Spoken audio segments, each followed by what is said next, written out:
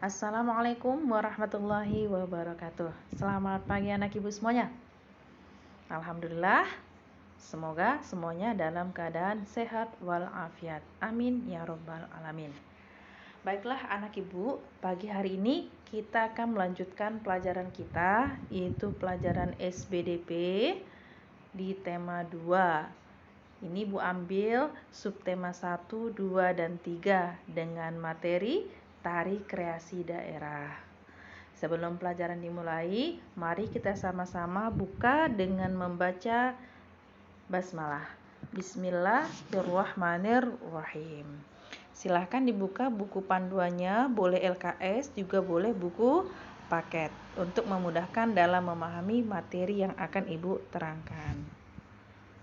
Nah, di sini materi yang pertama berkaitan dengan pola lantai.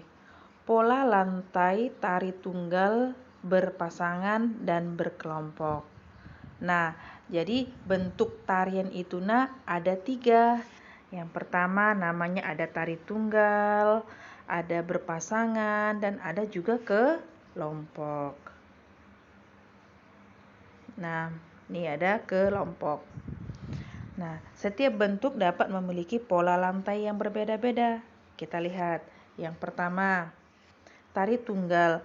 Tari yang dilakukan oleh satu orang penari atau banyak penari secara bersama. Nah, pola lantainya ini bisa berbentuk horizontal, vertikal, maupun diagonal. Apa Bu contoh tari tunggal? Ada tari jaipong, ada tari topeng kelana, dan banyak Kemudian yang kedua, tari berpasangan merupakan tari yang dilakukan oleh 2 orang penari. Namanya juga berpasangan ya ya, berarti 2 orang. Pola lantai ini juga sama seperti pola lantai si tari tunggal tari. Cuman kalau ini tarinya tadi berpasangan, maka boleh dilakukan oleh banyak penari, tetapi berpasang-pasangan. Maka dikatakan tari berpasangan. Contoh tari berpasangan. Ini dia. Tari serampang 12, tari payung, dan banyak lainnya. Yang ketiga namanya tari berkelompok, yaitu tari yang dilakukan secara berkelompok. Pola lantainya itu berupa melingkar, angka 8, atau juga melengkung. Contoh tari ini misalnya tari piring, tari lego-lego. Nah, kita lanjutkan. Pola lantai pada tarian daerah. Nah, gerakan tarian daerah harus diperagakan secara selaras agar tarian tampak indah. Penari biasanya berpindah-pindah tempat atau berubah posisi melalui suatu gerakan. Perpindahan tempat tersebut mengikuti sebuah formasi yang disebut pola lantai. Jadi inilah dia pengertian dari pola lantai, yaitu perpindahan tempat. Yang pindah itu berarti si penari ya. Perpindahan si penari dari satu tempat ke tempat yang lain sesuai dengan formasi dan juga irama. Apa tujuannya Bu pola lantai? Iya, biar tariannya itu kelihatan lebih indah dan bervariasi. Nah, kemudian contoh tadi ada tari piring ya. Ini, tari piring merupakan kebudayaan asli masyarakat suku Minangkabau di Sumatera Barat. Nah, siapa yang sudah pernah menarikan ini? Pasti sudah pernah ya ya. Walaupun tidak pernah, mungkin sudah pernah melihat atau menonton tarian ini. Jadi tari piring ini bukan asing lagi bagi kita. Ini salah satu adalah tarian daerah yang harus kita lestarikan. Cintai tarian daerah. Ini dia. Bagaimana pola lantai pada tari piring? Nah, ini pola lantai tari piring. Yang pertama menggunakan pola horizontal. Pola lantai berbentuk garis lintang. Para penari berbaris melintang sesuai dengan gerakan tari. Nah, jadi bisa ini seperti ini. Dia lurus. Nah, ini dia horizontalnya. Lihat ini lurus dia kan, jadi ini titik-titiknya. Kemudian yang kedua, pola lantai vertikal. Nah, di sini penari berbentuk garis bujur. Para penari berbaris membujur sesuai dengan gerakan tari. Nah, seperti pada gambar ini. Nah, ini jadi penari yang pertama di depan, diikuti oleh kawannya. Dia lurus seperti baris berbaris. Dia lurus ke belakang. Yang ketiga, pola lantai lingkaran. Nah, lingkaran itu seperti ini nih. Jadi dalam menari itu membentuk pola lantai seperti itu pada tari piring. Nah, ini yang ada di LKS, silahkan dibuka nak. Pola lantai tarian daerah. Tahukah kamu bahwa tarian-tarian daerah juga mencerminkan persatuan? Iya, seorang penari harus memahami perpindahan, pergerakan, atau pergeseran posisi saat menari. Dalam setiap gerak tari terdapat pola lantai. Nah, ini tadi yang Ibu jelaskan. Pola lantai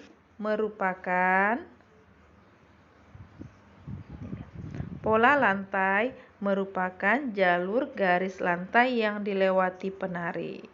Pola lantai bertujuan untuk membuat posisi dalam sebuah ruang gerak tari, biar tarian tadi indah dan bervariasi. Nah, sama juga pola yang pertama bernama pola lantai vertikal. Nah, jika ini membentuk garis vertikal dia. Garis vertikal merupakan garis lurus dari depan ke belakang atau sebaliknya. Nih, seperti ini. Tari baris cengkedang dari baris. Mereka lurus begini orangnya, nak. Berarti dia vertikal. Pola lantai vertikal memberikan kesan sederhana tetapi kuat. Seperti pada ini. Nah, ini juga tari Seudati Aceh. Nah, mereka juga menggunakan pola lantai vertikal. Yang berikutnya, pola lantai horizontal. Pola lantai horizontal, para penari harus membentuk garis horizontal. Garis horizontal merupakan garis lurus memanjang ke samping. Ayo, siapa kemarin pernah ikut tari Acehnya yang sudah diajari oleh Ibu Winda? Nah, seperti itulah nak. Contohnya tari saman.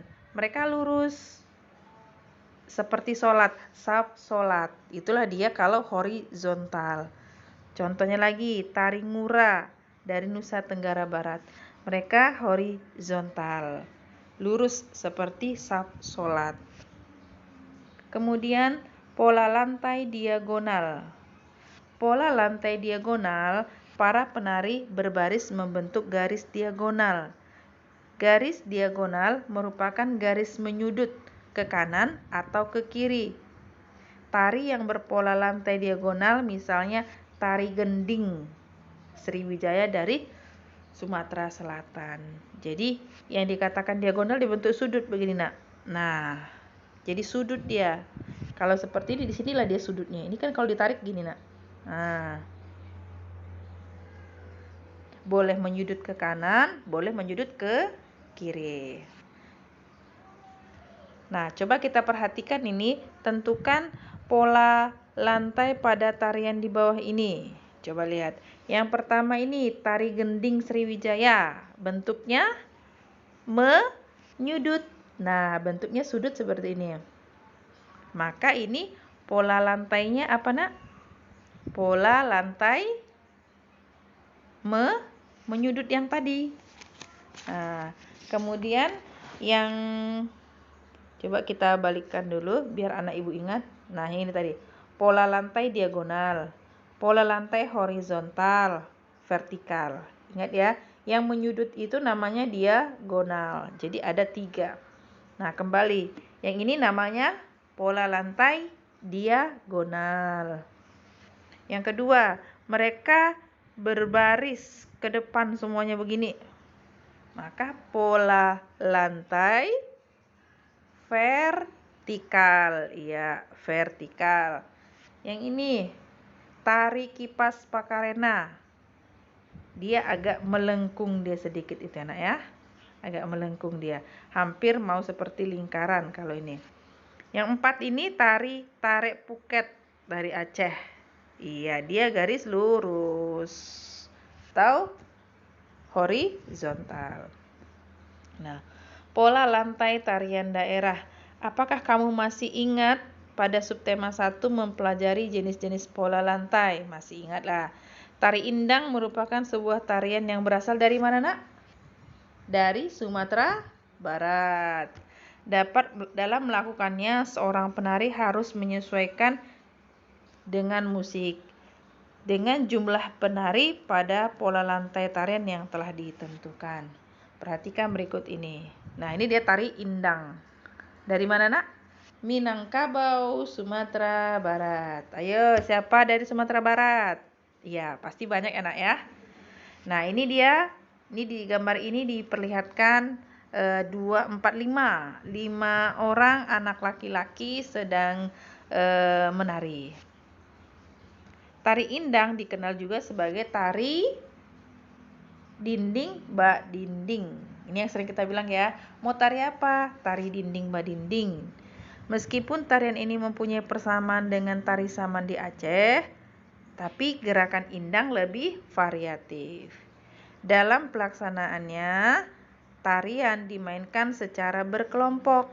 Jumlah penari berapa, Nak? Ganjil.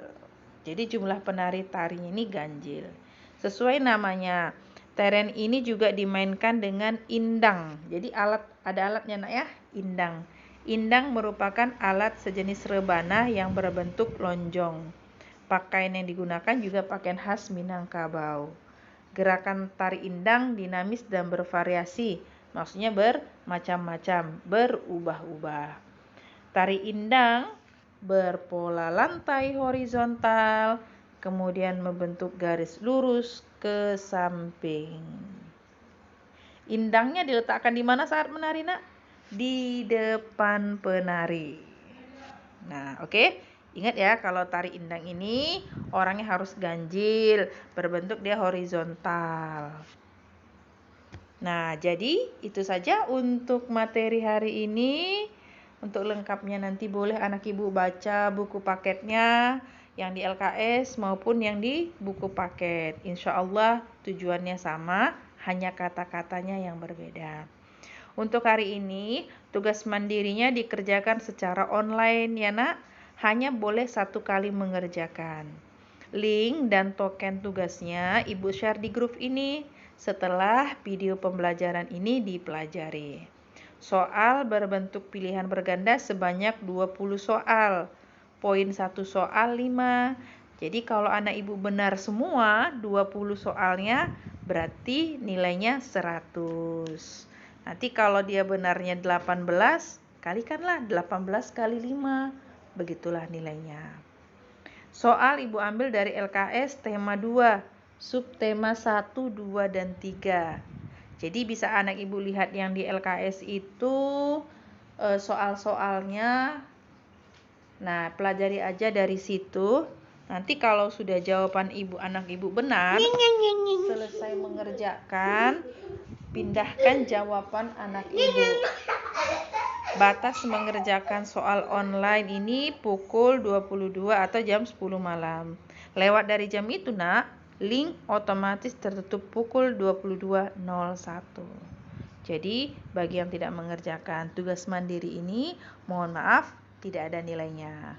Bagi orang tuanya bekerja, mohon konfirmasi dan mohon sepulang kerja agar anaknya diingatkan untuk mengerjakan tugas mandiri online ini.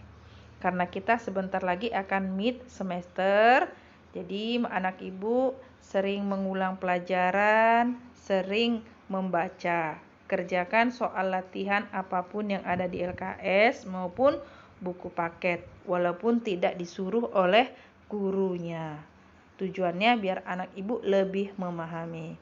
Insya Allah dihitung Allah sebagai amal ibadah dan ilmunya bermanfaat. Itu saja untuk materi kita hari ini, Nak. Mudah-mudahan bermanfaat. Dan mohon maaf kalau ibu ada salah dalam pengucapan. Selamat belajar. Kita tutup dengan melapaskan hamdalah. Alhamdulillahirabbil alamin. Assalamualaikum warahmatullahi wabarakatuh.